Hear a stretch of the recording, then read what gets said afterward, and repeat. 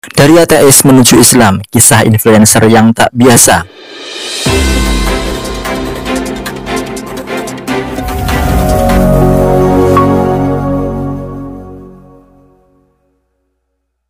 Assalamualaikum warahmatullahi wabarakatuh. Kenalin, saya Tirta.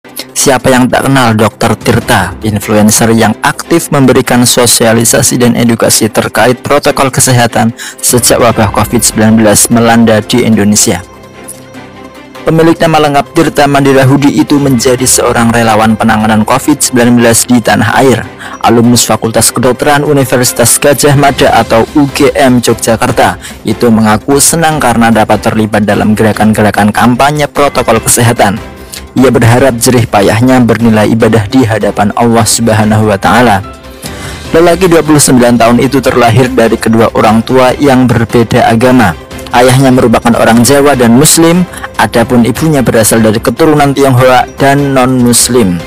Masing-masing mereka bekerja di ranah yang berbeda. Sang kepala keluarga menjadi petani, sedangkan ibunda Tirta merupakan seorang karyawati bank. Di keluarganya, Tirta merupakan anak sematawayang.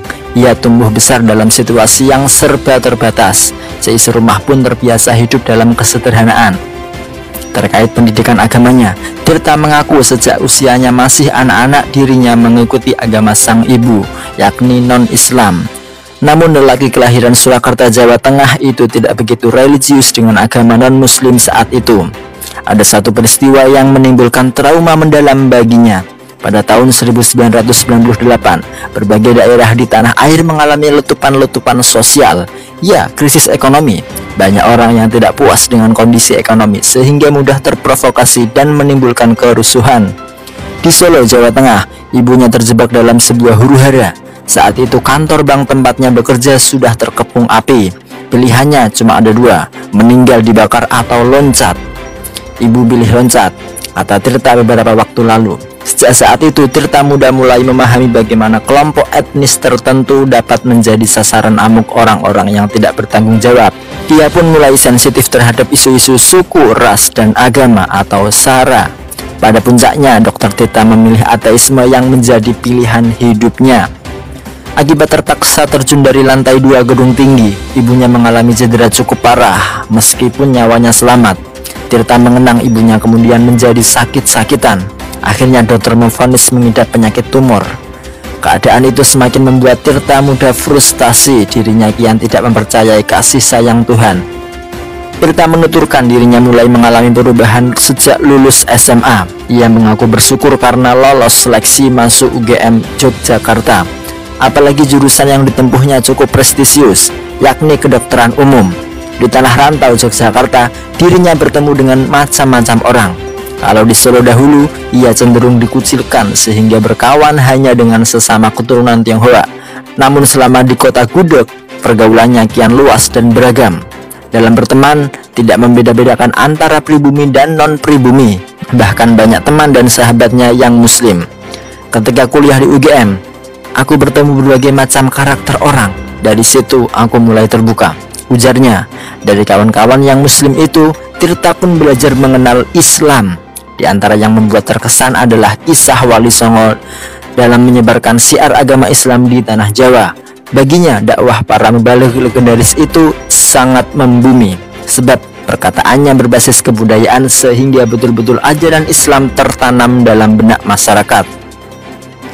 Bahkan mahasiswa FK UGM itu juga berkenalan dengan seorang pengasuh pondok pesantren di daerah istimewa Yogyakarta. Namanya Kiai Jumroni. Padahal waktu itu dirinya masih non-muslim atau ateis. Percakapan dengan Kiai Jumroni membuatnya berpikir ulang tentang keyakinannya. Islam ternyata indah dan tidak bertentangan dengan akal rasional. Agama yang dianut ayahnya itu mengajarkan bahwa Tuhan Maha Esa, Allah Subhanahu wa Ta'ala itu satu, tidak beranak dan tidak pula diperanakan. Hingga pada suatu sore, Tirta yang saat itu masih menapaki studi di Yogyakarta bermimpi. Dalam mimpinya ia merasa sedang terbang di langit. Di sisi kanan dan kirinya tampak dua sosok berbaju putih dan bercahaya. Saat melesat itu, dirinya juga melihat seorang imam besar di Mekah. Pemandangan kota tempat lahirnya Nabi Muhammad SAW itu memang tak asing baginya. Sejak masih kecil dulu, gambar-gambar Ka'bah dan Masjidil Haram sudah dilihatnya terpampang pada dinding rumahnya. Tirta dalam mimpinya juga berpapasan dengan sang pemimpin pondok pesantren yang dikenalnya. Maka begitu terjaga, bunga tidur itu tidak dicampakkannya dari pikiran. Lama juga dirinya merenung apa makna mimpi tersebut. Beberapa hari setelah itu, dia mengaku selalu mendengar suara kumandang adzan. Bahkan kebiasaan itu terjadi selama 7 hari berturut-turut, khususnya setiap pukul 9 dan pukul 12 waktu Indonesia Barat. Karena merasa perlu bercerita, Tirta pun menelepon ayahnya. Ternyata bapaknya mengungkapkan apa yang selama ini dia lakukan. Sang ayah secara rutin berdoa kepada Allah Subhanahu wa Ta'ala agar anak satu-satunya itu kembali kepada iman dan Islam. Doa yang sama juga dipanjatkan kala bertawaf di Ka'bah dalam kesempatan umroh. Bapak bercerita, saat umroh itu bapak berdoa, semoga Allah mengarahkanku untuk mendapatkan yang terbaik, dan sejak itu saya memutuskan masuk Islam, kata Tirta. Keesokan harinya ia mengunjungi pesantren milik Kiai Jumroni. Setelah mengutarakan maksudnya untuk memeluk Islam, Tirta pun mengikuti beberapa kali bimbingan. Dengan demikian dirinya semakin yakin bahwa keputusannya datang dari pribadinya, bukan dorongan apalagi paksaan dari siapapun. Akhirnya lelaki kala itu berusia 23 tahun mengucapkan 2 kalimat syahadat di hadapan sang kiai. Lokasinya adalah sebuah masjid di Sleman, Yogyakarta. Seusai bersahadat untuk menguatkan iman, Tirta pun menjadi santri di pesantren Kiai Jumroni. Meskipun tidak lama nyantri, dirinya bersyukur karena di sanalah semangatnya ditempa untuk menjadi muslim yang konsisten. Ketika iman saya di titik terendah, saya sadar perlu mengisi ulang ilmu saya sehingga saya pasti akan meluangkan waktu untuk menimba ilmu kepada Kiai Jumroni, ujar dia. Pada tahun 2013, Tirta lulus dari FKUGM Yogyakarta. Karirnya dalam dunia medis bermula di Puskesmas Turi Jalan Kaliurang, Yogyakarta. Selanjutnya dirinya menjadi dokter muda di Rumah Sakit Umum Pusat RSUP Dr. Sarjito di kota yang sama hingga tahun 2015. Beberapa tahun kemudian ia memutuskan untuk berhenti dari profesi kedokteran. Fokusnya beralih pada dunia wirausaha, yakni menjadi pemilik usaha jasa cuci sepatu. Nama yang dipilihnya untuk usaha itu yaitu Shoes and Care.